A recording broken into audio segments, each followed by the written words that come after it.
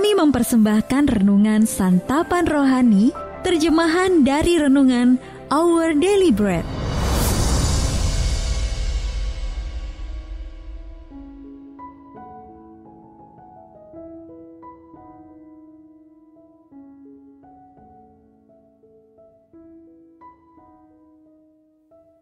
Sahabat ODB, pembacaan Alkitab hari ini terambil dari Amsal pasal yang ke-27 ayat yang ke-8 sampai dengan ayat yang ke-12.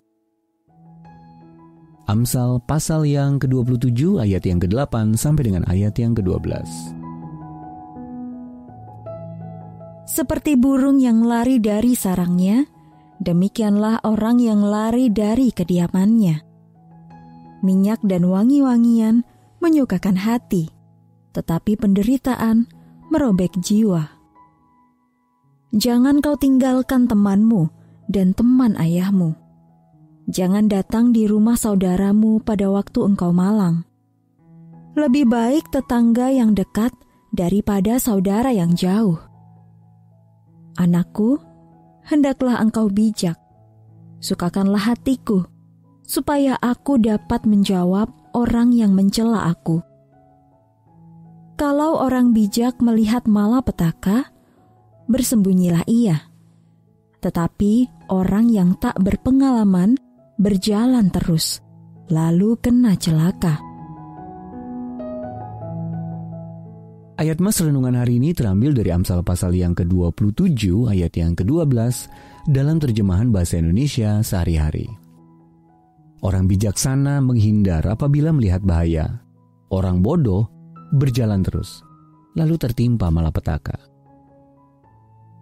Renungan hari ini berjudul Menerjang Bahaya, ditulis oleh Win Collier.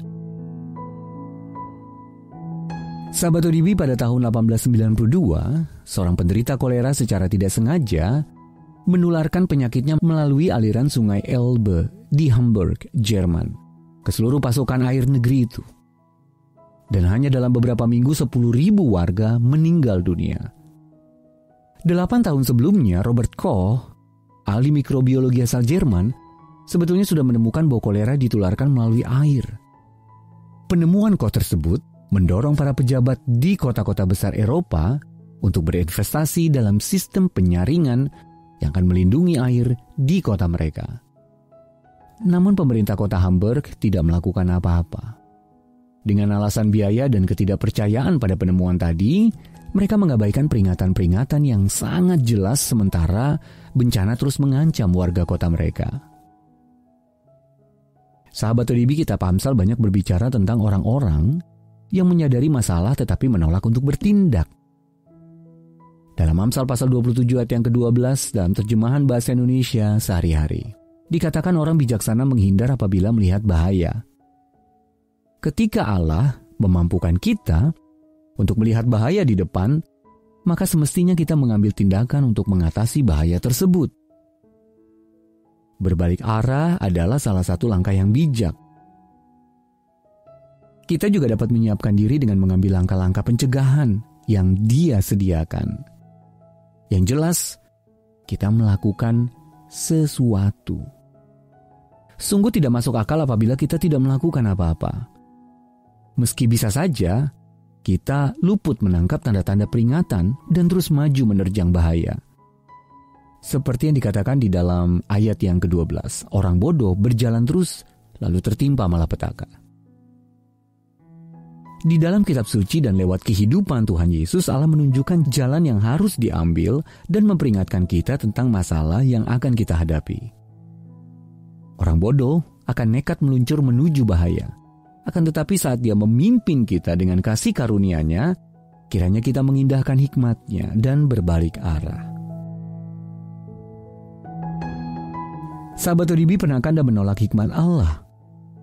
Lalu bagaimana Anda belajar menanggapi peringatan-peringatannya dengan lebih baik? Mari kita berdoa. Ya Allah, tolonglah aku untuk mengindahkan peringatanmu, berbalik dan menjauh dari bahaya. Dalam nama Tuhan Yesus kami berdoa. Amin. Jika Anda ingin mendapatkan buku renungan ini dalam bahasa Indonesia, Inggris, atau Mandarin, WhatsApp kami di 0878 7878 9978 atau email indonesia@odb.org. Persembahan kasih dari Anda memampukan Our Daily Bread Ministries menjangkau orang-orang agar diubahkan. Tuhan memberkati.